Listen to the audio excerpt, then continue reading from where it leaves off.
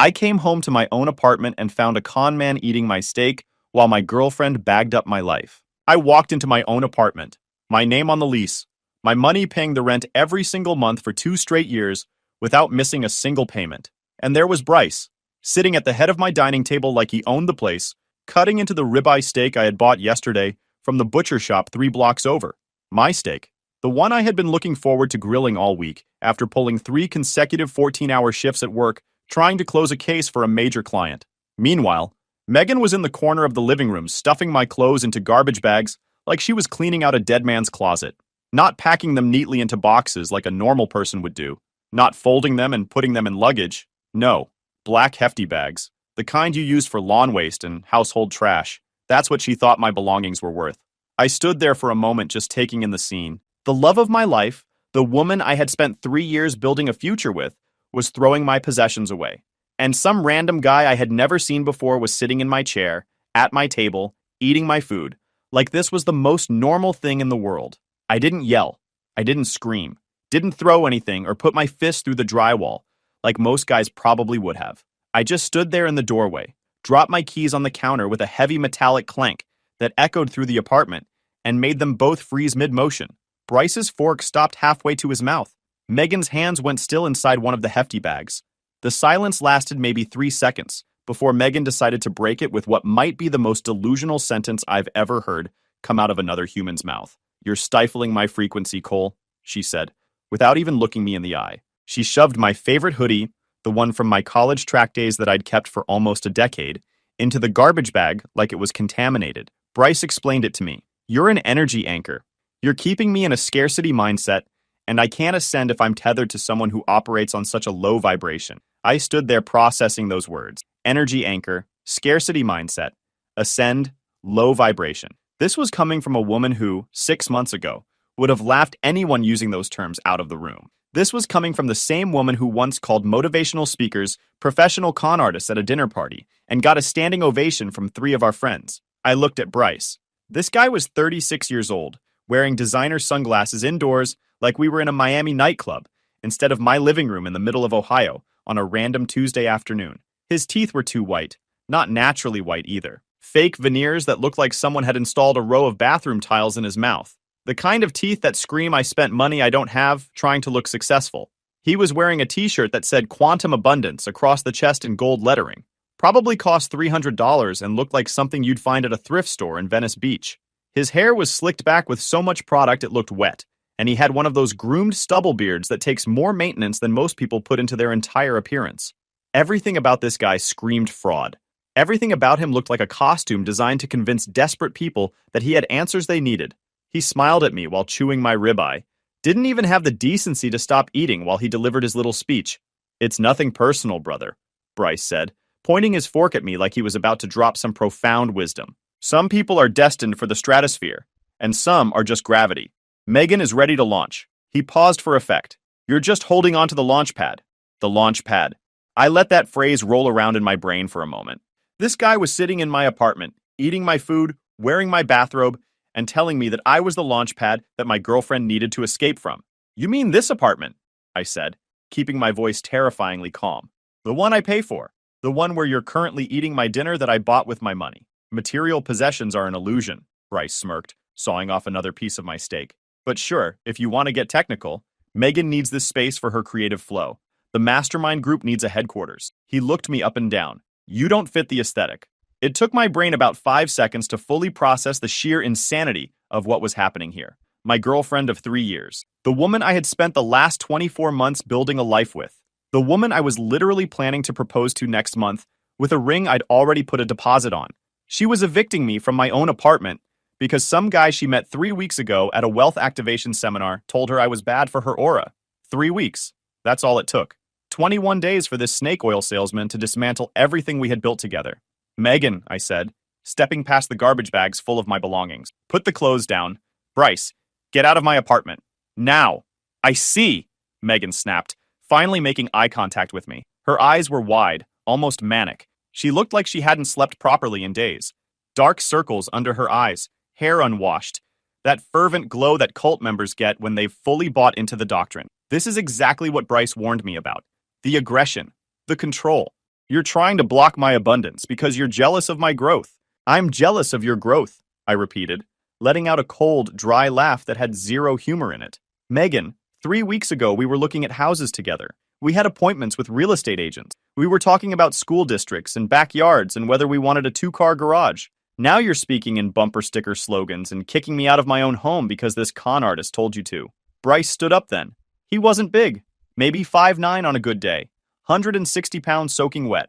But he carried himself with that unearned confidence that certain men develop when they've never been punched in the face enough times in their lives. That kind of confidence that comes from successfully scamming people who are too trusting or too desperate to see through the act. Careful with your words, Cole, he said, holding up his hands in that fake, peaceful gesture that manipulators love. Low-frequency insults reflect your own internal trauma. We're just asking you to leave peacefully so Megan can step into her power. I looked at the garbage bags lined up against the wall. 6 of them, all filled with my stuff, my clothes, my books, my running shoes, the small box of things I'd kept from my father after he passed. All of it shoved into black plastic bags like garbage on collection day. Then I looked at Megan. She was trembling, but not with fear. It was that weird fanatical adrenaline that people get when they've been sleep deprived and fed a steady diet of nonsense until their brain stops functioning correctly. She looked like someone who had been reprogrammed. I'm not leaving, I said flatly. Then we'll make you, Megan said. Her voice cracked a little, but her jaw was set. And that's when she dropped the bomb. I changed the locks an hour ago, she announced. Bryce called a locksmith. This is our sanctuary now. The police won't help you. It's a civil matter. She smiled. Actually smiled, like she was proud of herself. Bryce knows the laws. My blood ran cold. Not because I was scared of these 2 clowns. Bryce looked like a stiff breeze would knock him over. And Megan weighed maybe 120 pounds. This wasn't a physical threat situation. No, my blood ran cold because I realized the person standing in front of me wasn't Megan anymore. This was a shell. A hollowed-out version of the woman I had loved for 3 years, now filled up with Bryce's toxic sludge like some kind of puppet. 3 years. We had been through job losses together, family deaths, a car accident that put her in the hospital for 2 weeks. I was there every single day, bringing her food, helping her with physical therapy, making sure she had everything she needed. And now she was bagging up my clothes and telling me I was an energy anchor. I didn't fight. I didn't beg. I didn't give them the satisfaction of seeing me lose my composure. I grabbed my laptop bag from the hook by the door, took one long look at the steak on the plate, half eaten, and nodded. Okay, I said, my voice so calm it almost scared me. If that's how you want to play it. I turned around and walked out. I heard Bryce laugh behind me as the door closed. See, babe, the universe clears the path when you demand it. They thought they had won. They thought I was walking away defeated, probably going to cry in my car somewhere, and eventually crawl back begging for forgiveness. They thought they had pulled off some kind of cosmic victory by kicking a guy out of his own apartment. What they didn't know was that I wasn't leaving to wallow in self-pity. See, here's the thing about me that Megan should have remembered from the 3 years we spent together. I'm a forensic accountant. I work for a firm that handles high-end corporate litigation. My entire job, every single day, is to look at financial records and find what people are trying to hide. I trace dirty money. I uncover fake invoices. I expose shell companies and fraudulent transactions. I've helped put white-collar criminals in prison. I've recovered millions of dollars for clients who got ripped off by professional con artists. Dismantling false narratives and finding hidden dirt isn't just my job, it's my art form. And Bryce Ascend, or whatever his real name was, had just made himself my new project. I checked into a hotel down the street. Nothing fancy, just a clean room with a decent Wi-Fi connection and a desk I could work at. I sat on the edge of the bed and pulled out my laptop, then opened my banking app. My hands were shaking, not from sadness, from pure, concentrated rage. I expected what I was about to see.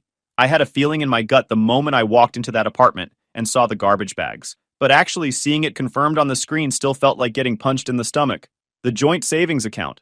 The house fund that Megan and I had been building together for 2 solid years. Every month we each deposited money into that account. It was supposed to be our future, our down payment, our fresh start as homeowners. We had even given it a little nickname. The Foundation Fund. Balance. $0 transfer history. $52,500. Wired to Ascendancy Unlimited LLC. Yesterday at 4:17 p.m. $52,500. Gone in a single transaction while I was at work crunching numbers on a corporate fraud case. Completely unaware that I was being robbed at the same time. That money represented 2 years of sacrifice. Every overtime shift I worked. Every bonus I earned. Every time I said no to a vacation or a new car or anything else because we were saving for our future. All of it transferred to some LLC I had never heard of because my girlfriend got brainwashed by a guy she met at a seminar. I sat there staring at the screen for a long time.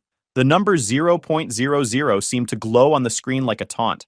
I thought about the Megan from 6 months ago. She was a landscape architect at a respected firm downtown. Talented, grounded, sharp as a tack. She had this dry sense of humor that could cut through any tension. She hated pretentious people with a passion that bordered on religious. She would call out anyone who tried to act superior or sell people dreams they couldn't deliver. She once spent an entire dinner party systematically dismantling a guy who claimed he was a life coach, and everyone at the table had applauded. We met at a friend's wedding 4 years ago. She was wearing a green dress and laughing at something the bartender said, and I remember thinking she was the most real person in a room full of people trying to be someone they weren't. We talked for 3 hours that night and exchanged numbers. Our first date was a hiking trail outside the city, and by the end of it, I knew I was in trouble. We moved in together after a year, started the savings fund 6 months later. We talked about the future all the time, what kind of house we wanted, how many kids, whether we'd get a dog first or wait until after we had a yard. Normal couple stuff. The kind of conversations that make you feel like you're actually building something. Then her firm went through a round of layoffs. She didn't lose her job, but the stress of watching her colleagues get let go one by one got to her. She started feeling lost, questioning everything about her career and her life choices. That's when she found Bryce's podcast, The Quantum Millionaire.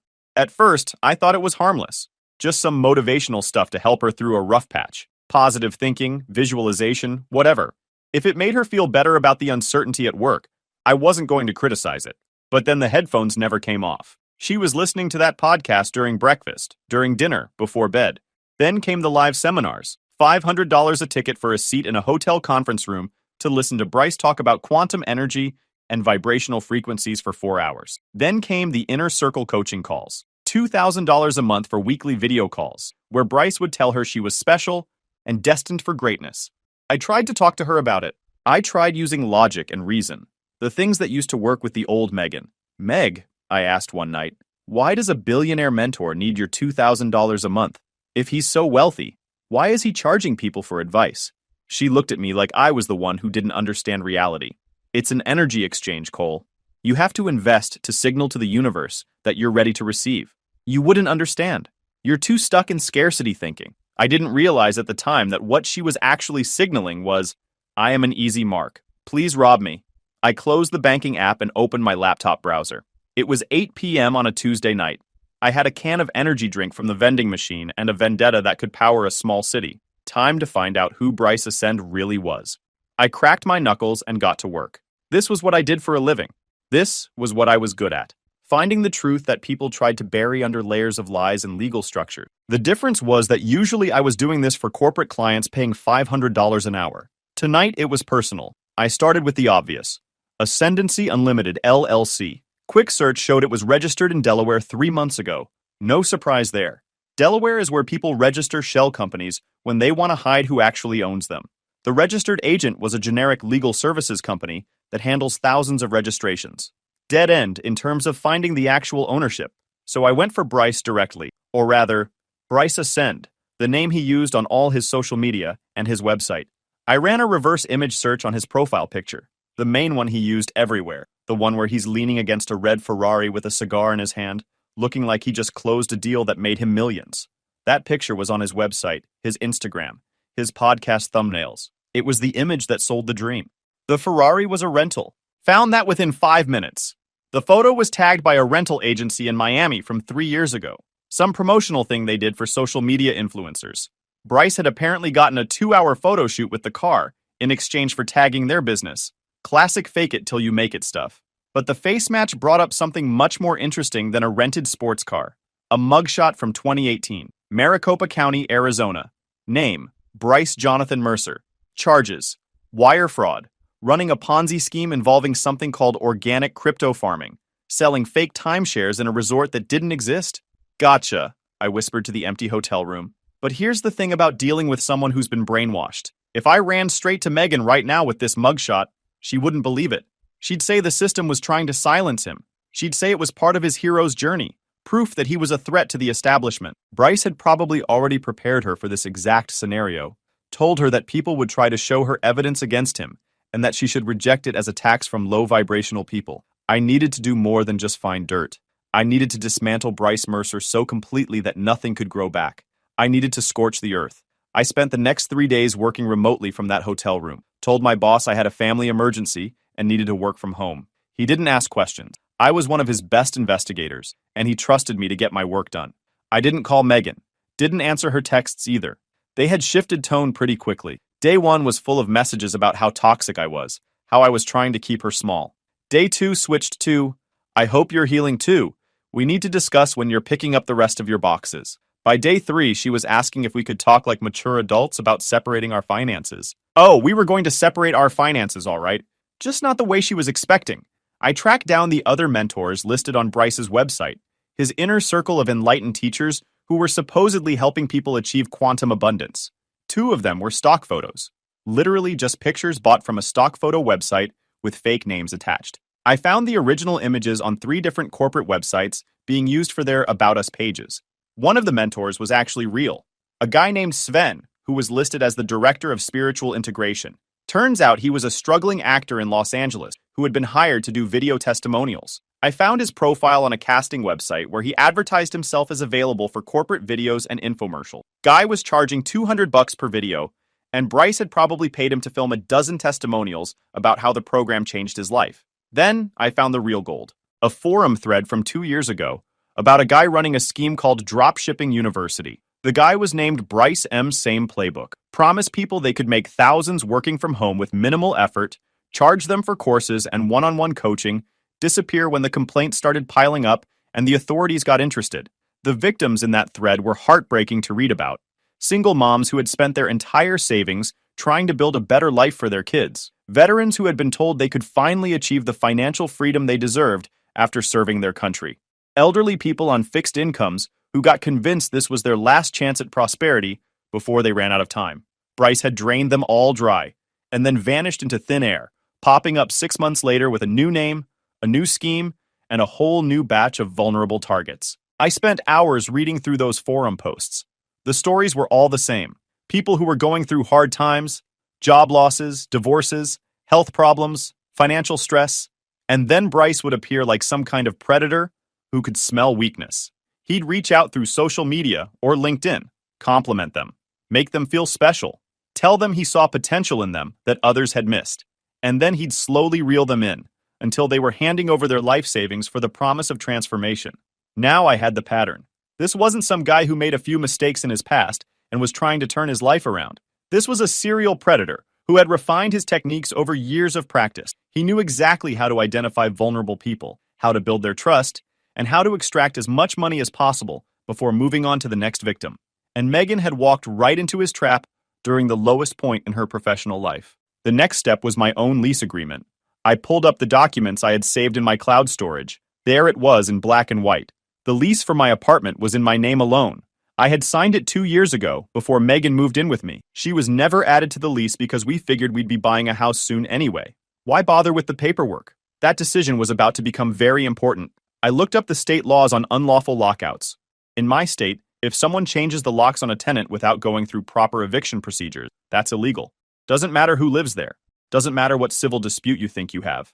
You can't just change the locks and kick someone out. I called my landlord, Mr. Wallace. Older guy, ran a tight ship, didn't tolerate drama. I explained the situation calmly and professionally. Someone was in my apartment who wasn't on the lease. They had changed the locks without authorization. I needed to regain access to my own residence. Mr. Wallace was not happy, not with me, but with the situation. He had dealt with problematic tenants before, but having someone illegally take over an apartment was a new one even for him. I'll meet you there tomorrow morning, he said. We'll sort this out. The next morning, I pulled into the parking lot of my apartment complex with a small entourage. Mr. Wallace was there with his master key. A sheriff's deputy was there because I had explained that the occupants might be hostile, and I had a folder under my arm containing everything I had found on Bryce Mercer, printed and organized, ready to present. Mr. Wallace knocked on the door. Maintenance inspection, he called out, required access to the unit. Silence from inside. He used his master key. The new lock Bryce had installed wasn't compatible with the building's master system, which was itself a violation of the lease terms. The smell hit me first when the door opened. Sage, like someone had been burning incense constantly. stale takeout, sweat.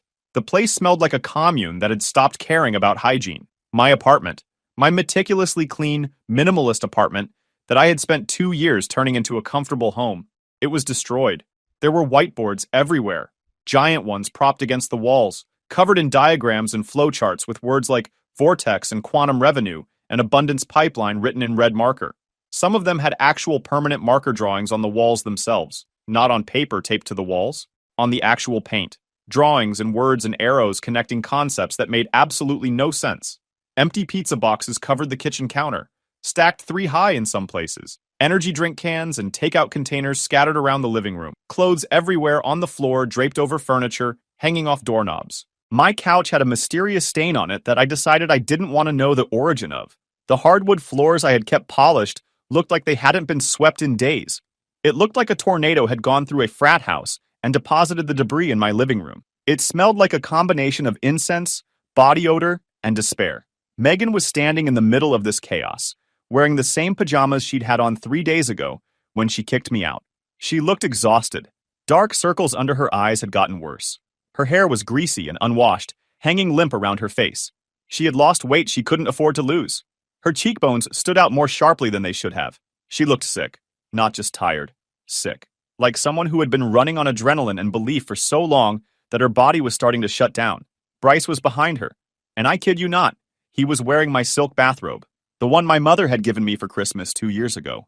He had it tied loosely, showing off his chest like he was about to do a photo shoot for a wellness magazine. "Officer, this man is harassing us," Bryce said, trying to project authority while wearing a bathrobe 2 sizes too big for him. "This is a civil dispute." He moved out voluntarily. The deputy stepped forward. He was a big guy, built like a linebacker, with that no-nonsense expression that comes from dealing with too many delusional people in his career. "Are you Bryce Jonathan Mercer?" he asked. The mask slipped, just for a second. Bryce's confident guru expression flickered into something else. Fear. The look of a man who had been caught before and recognized what was about to happen. My spiritual name is Bryce Ascend," he stammered. "Yeah, well, Bryce Jonathan Mercer. I have a warrant for your arrest regarding an outstanding fraud charge in Arizona and a fresh inquiry for grand larceny regarding a transfer of $52,500 from Mr. Cole's account without authorization." Megan let out a shriek. "What? No. That money was an investment. Cole signed off on it spiritually. That's not how banking law works," the deputy said flatly. I stepped forward, pulling out my folder. "I didn't sign off on anything," I said, looking directly at Megan. She looked ragged. In just 4 days, she had aged a decade. The woman I used to love was buried somewhere under layers of manipulation and sleep deprivation. "You forged my consent on the wire transfer, Meg. I checked the digital signature logs. You used my iPad password, the one I gave you so you could watch movies while I was at work." She started crying. But they weren't tears of remorse. They were tears of frustration, of someone whose plans were falling apart. "It's for our future," she screamed. "Bryce is going to triple that money in a week. We're buying an island, Cole. A literal island. Why can't you see the vision?" "There is no island," I said. I threw the folder on the coffee table, and the contents spread out. Photos of Bryce's mugshot, printouts from the forum threads detailing his previous victims, the stock photo receipts showing his fake mentor team, the casting profile of the actor he hired for testimonials. He's not a guru, Meg. He's a homeless con man with a gambling addiction who targets women through LinkedIn and Instagram. He doesn't have an investment portfolio. He has a warrant in Arizona and a trail of destroyed lives. Megan stared at the mugshot. Her own face looked back at her through Bryce's eyes. They had the same hollow look, the same desperation. Then she looked at Bryce. Bryce was already backing toward the balcony door, his eyes darting around for an exit. "These are deep fakes," he stammered. Sweat was beading on his forehead, running down into the collar of my bathrobe. "The Matrix creates evidence to stop the chosen ones, Megan. Don't look at the 3D lies. Look at my soul. You know my truth. Your truth owes me $52,000, I said. The deputy moved forward with handcuffs. Bryce started screaming about constitutional rights and sovereign citizenship and how the maritime law of the land didn't apply to quantum beings operating at a higher frequency. It was pathetic. All that confidence, all that guru energy, all that talk about ascending to the stratosphere melted away the second the metal cuffs clicked shut around his wrists. He was crying by the time they got him to the door. Actually crying. Tears streaming down his face, snot running from his nose. The transformation was almost surreal. One minute he was a confident wealth guru who had all the answers. The next he was a sobbing con man being arrested in a bathrobe that didn't belong to him. As they dragged him toward the door, Bryce looked at Megan one last time. His face was red, sweaty, desperate. All pretense of spiritual enlightenment was gone. "Babe, bail me out. Use the credit card." "The one I gave you. It's just a test from the universe. We're almost at the breakthrough. This is the final obstacle before our abundance manifests." And then he was gone. Out the door. Out of my apartment. Out of Megan's life, whether she realized it yet or not. I watched through the window as they put him in the back of the squad car. He was still talking, still trying to explain to anyone who would listen that this was all a misunderstanding, that the charges were false, that he was being targeted because he was a threat to the system. Nobody was listening. The silence in the apartment was heavy after the door closed. The kind of heavy that comes after a storm finally passes and you're left looking at the damage, assessing what can be salvaged and what needs to be thrown away. Mr. Wallace looked around the apartment with undisguised disgust. His eyes tracked across the marker on the walls, the debris everywhere, the whiteboards covered in nonsense. "Cole, I like you. You've been a good tenant for 2 years. But this." He gestured at the destroyed walls. "You're losing your deposit. Get this place fixed within 30 days or you're out too." He left. It was just me and Megan. She was still holding one of the mugshot printouts. Her hands were trembling. The manic energy was gone, replaced by something worse. Dawning horror. The slow realization of what she had done. "He said he managed hedge funds," she whispered. Her voice was broken, barely audible.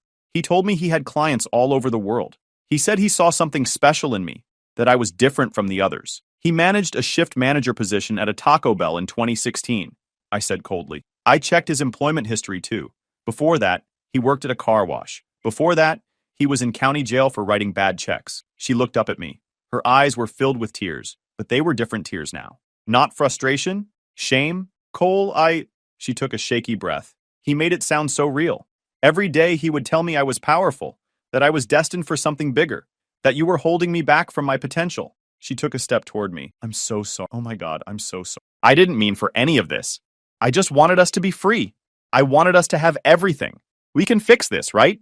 We can call the bank. We can explain what happened. It was fraud. They'll give the money back. I looked at her. I looked at the mess surrounding us. I looked at the permanent markers scrawled across my walls. Words like ascend and quantum wealth and limitless, written in letters a foot high. I looked at the garbage bags that still contained my belongings. I looked at the pizza boxes and the takeout containers and the whiteboards covered in nonsense. And I realized I felt nothing. The anger was gone. It had burned so hot for the past 4 days that it had finally exhausted itself. The love was gone too. Whatever I had felt for Megan before this happened had been systematically destroyed by her actions over the past week. In its place was just exhaustion and the cold clarity that comes after you've processed something terrible and come out the other side. This woman had been my best friend, my partner, my future, and in less than a month, she had become someone I didn't recognize. Someone who could look me in the eye and tell me I was toxic while packing my dead father's belongings into trash bags. The Megan I fell in love with would never have done this. But the Megan standing in front of me right now was the one who had, and I couldn't separate them anymore. They were the same person. The capability for this had always been inside her. Bryce had just found the key to unlock it. The bank is already investigating, I said. But here's the problem, Meg. You authorized that transfer using my credentials. You used my iPad.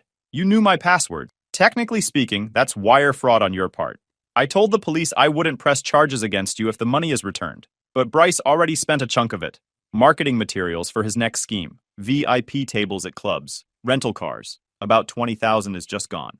I'll pay you back, she sobbed. She reached for my hand. I pulled away.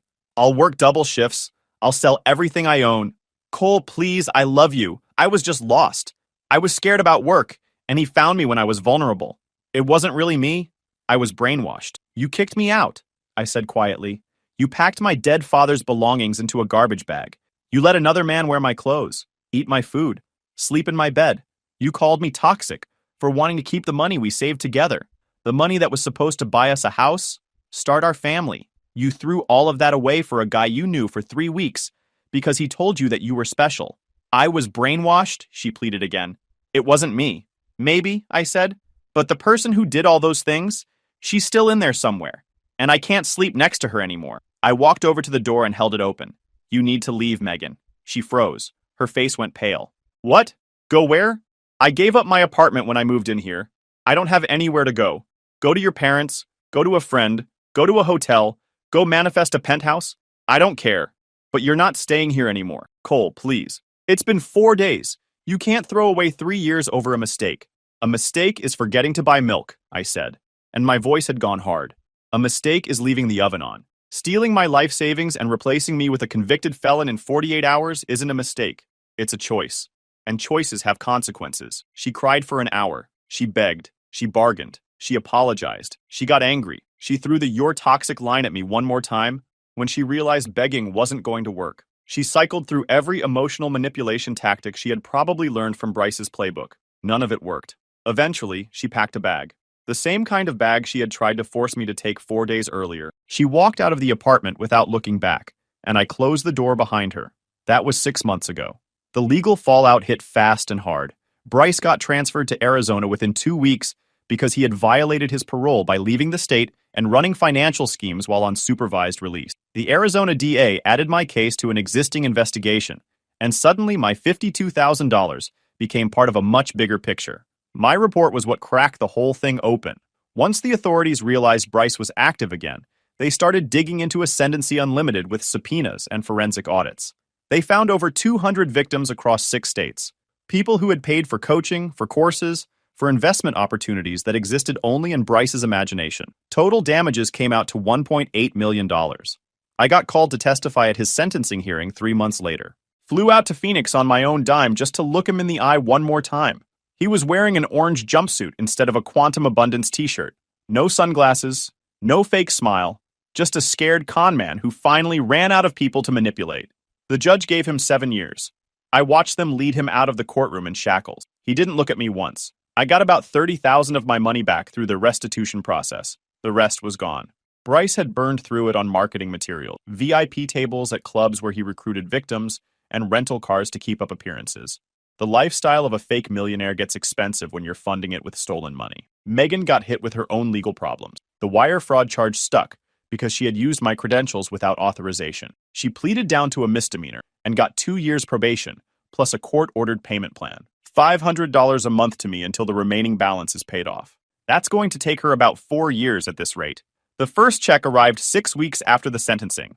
I deposited it without any particular feeling, just business. I spent the first month after everything happened fixing up the apartment. Took 3 coats of primer and 2 coats of paint to cover up the marker on the walls. The words kept bleeding through the first 2 attempts. Had to replace the couch, the dining chairs, and most of the kitchen supplies. Hired a cleaning crew to do a deep scrub because I couldn't get the smell of sage and body odor out of the carpet myself. Cost me about $4,000 total to undo what they did in 4 days. Added that to the itemized list I submitted to the court. Work became my focus. I took on extra cases, worked late, came in on weekends. My boss noticed the output spike and gave me a promotion 2 months in. Senior forensic analyst with a 15% raise. I was closing cases faster than anyone else in the department because I had developed a new appreciation for catching people who thought they could get away with fraud. Megan tried to contact me a few times. First, it was emails. Long ones full of words like healing journey and accountability work and trauma response. I deleted them without reading past the subject line. Then she tried calling. I blocked the number. Then she showed up at my apartment one Saturday afternoon, 3 months after everything went down. I opened the door and she was standing there holding a coffee, looking like she had rehearsed whatever she was about to say. "I have things I need to tell you," she started. I closed the door in her face, didn't say a word, just shut it, and went back to watching the game. She knocked for about 5 minutes, then gave up. I heard her crying in the hallway before she finally left. I felt nothing. A mutual friend told me last month that Megan is dating someone new. Some guy who calls himself a crypto visionary and promises 1,000% returns within weeks. She met him at a wealth building workshop downtown. Same pattern, different predator. Some people just keep walking into the same trap over and over again. If you enjoyed this video, please hit that subscribe button. It really helps the channel and help us bring you more and better stories. Thanks.